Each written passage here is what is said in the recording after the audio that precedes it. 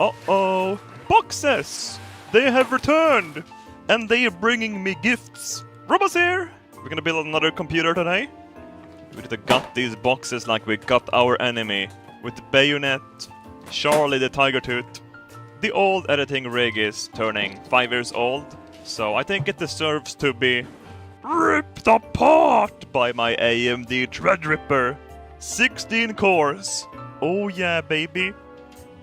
I've bought a lot of crimscramps, some RGB cancer, fans, RAMs with lights on them, some helium drives that will make you sound like a little girl, and lots of NVMe drives. Where will we fit all of this hardware and mad science? Inside of a cube, of course! Oh yeah, I'm a proud Papa Robert. I have adopted a tech boy. Yeah! Look at it. We need to do some plastic surgery. That grill has to go. Ugh, my boy has to look good. I ordered a third-party grill because, hey, we need them grill marks, man. The grill fans can actually spin inside of its frame. What? Measure everything up before you start cutting. I should probably have cut my nails. Look at those nails. I'm a woman! We're cutting this with a rotary tool and a metal disc. I could probably have used a jigsaw, but if it snags, I could get a dent in my sheet. So the aluminium was actually really hard. It was harder to cut than steel. So I had to bring out the big gun, the big Dremel, the big boy. Full power.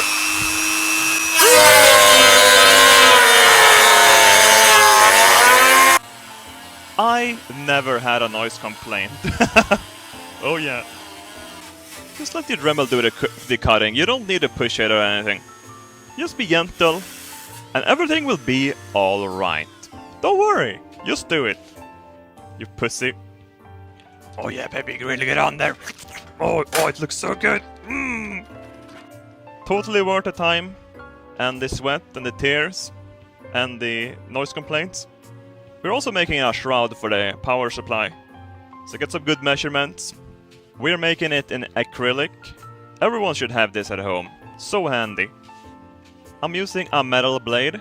It got fine teeth, so as long as you find something with fine teeth, use that. When cutting acrylic, have a high speed, otherwise the acrylic can melt. Also, don't use a permanent marker. I did it once in the past, and the acrylic melted for some reason. Oh yeah. Oh! Rip me apart! Ah. This is acrylic cement. So go open your windows. It's not good if you inhale this. Oh dude, it smells wonderful!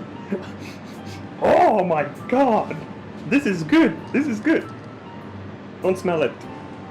I used 2 old power supplies to hold my acrylic while the glue was setting. Looks really good. Just hit it with some semi-gloss paint. And oh yeah, look at those results, man!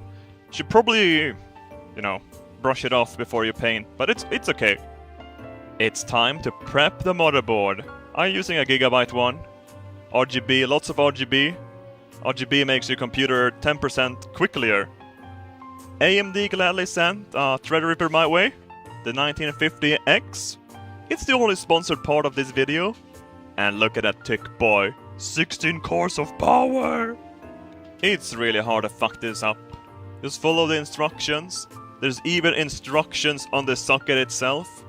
The CPU itself slides into a rail, and it's apparent. Look how shiny it is underneath. Just slowly put it down. Don't fuck the pins up. Follow those instructions again until you hear this. On all the screws, and you're done! You probably haven't fucked anything up. Good job! If you really want to try your luck, do custom water cooling. Man, I was so nervous doing this. Like, oh, this is so expensive and I'm gonna leak water all over it. I already know what you fucking professionals are going to say. That's too much thermal paste, Robert. What are you doing? Fuck you. We should have used even more thermal paste. You want a lot of thermal paste on this processor. Oh yeah, So clean and nice. Oh, why didn't I do water cooling before? Oh yeah, because it's scary. You want to hand tighten the nipples? Oh yeah, do it. Ram those ram into place. Oh yeah, be rough. They're gonna do some overclocking later, so give them a little pat on the back. It already looks so good, I just wanna lick it. I'm gonna take this plastic off as well. Get out of here. This is the first time I ever used NVMe drives. I've used M2s before, but they hidden a little bit all over the motherboard. They even hid the batteries underneath one. Oh my god, look at you! You're so tiny!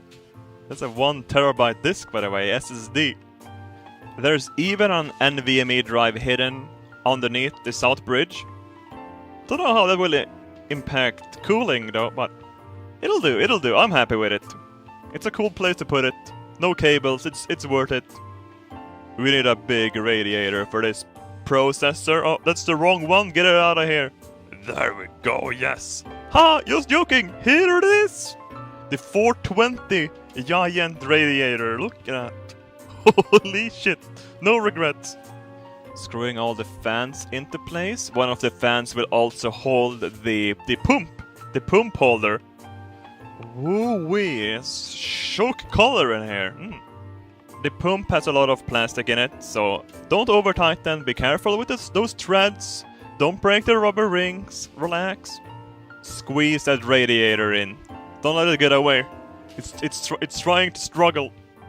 I decided to drop in all of the water cooling parts, including the water cooling block, just so I know how long the tubes has to be. And you know what? I'm a YouTube professional! The fucking tubes was so hard to get in. You can see all the flexing and stuff. Damn, it was hard. I used a lot of force. I don't know if that was good or bad, but hey, it worked. It worked. If it works, it's okay. It's not stupid if it works, alright? I'm measuring my tubes using feet, palms, and my eyes. You know that fucking imperial measurements? Damn, it works for the Americans. It's gonna work for me as well then, right? Once your tubing is done, you just want to plug in the pump, alright? And fill your loop up with the finest Danish tears. Only the finest Danish tears will cool your CPU efficiently enough, alright?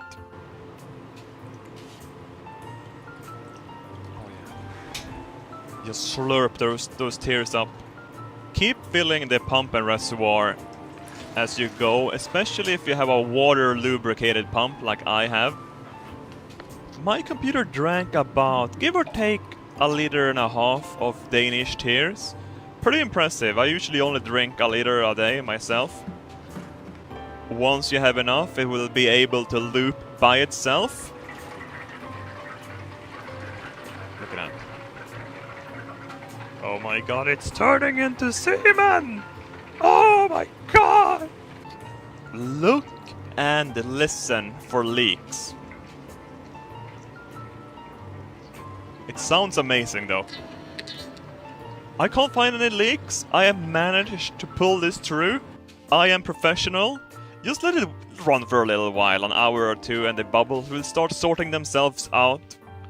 Perhaps shake the case a little. This might come as a shock to you, but hell is a real place.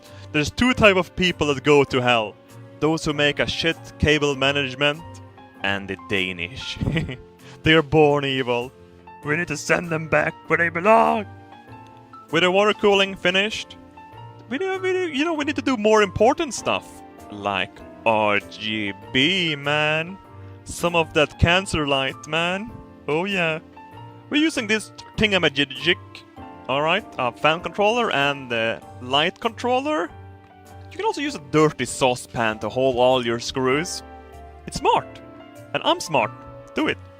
You know, there's something that really grinds my gears, and it's the fucking fan screws always being assholes, you know? Why do they love stripping their heads so much? Why? Come on! It already looks a lot better with the fans installed. Really happy with it. Really happy. So Lee & Lee is actually quite high quality, but a chip design. Why is the hard drive cage squeezing my 24-pin? The hard drive slides in on little rubber wheels. I didn't really like these drives. They are really loud and they are clicking. Even my enterprise disks are silent compared to this. Fuck me, even Samsung spin points while they are dying is more silent than these. Oh, got a new grill in, baby. Look at that. Looking good. We can orient the rings however we want. Which is, you know, you can make it look differently if you wanted to. I'm planning on gaming, streaming and editing as much as possible from one single computer. So we're getting a big boy graphics card as well. A graphics card is only good if it's big enough to kill someone with. It's like a fucking brick. Oh man, even Robert in real life is creaming his pants. The shroud of the graphics card was actually hitting this outbridge, which was really weird. When I was I had to use a lot of force to push this thing in. So, I have plugged in all that RGB cancer. And oh shit, I did a poor cable management. I'll see you in hell, you Danish fucks. I'm coming for you. So it's time to play with the cancer slips, alright? Wait, it's called slips? Strips! I'm tucking in all of the LEDs around the front of my case, so it looks a little bit more uniform. I regret my life. I regret everything. What have I made? A fucking disco traffic light? I stole that one from Twitter, by the way. Holy shit. How can we save this? I've always been a fan of the bright light, and holy moly, it's looking good. Look at that. Look how clean it is. Holy shit. It's beautiful. I'm gonna look at it right now in real life. Oh, it's fucking amazing. After such a long fight against the RGB cancer, I celebrated with some palt. I probably gave some of you cancer just from the brief pictures of RGB. I'm sorry. Not. Clean up your leftover screws, your parts, and all of the thingies you didn't use. Could be useful in the future, especially screws. They haven't changed in 100 years, it feels like. I managed to be rather stable at 4.2, but you know, you don't really want to go over 1.5 volt now, do you? It was a little spicy, so cranked it down back to 4.1, 1.38 volt. Completely doable. Completely doable. Like 70 degrees peaks in Ada. It's okay. It's okay. Little beast, shop shop, hurry up. Little boy.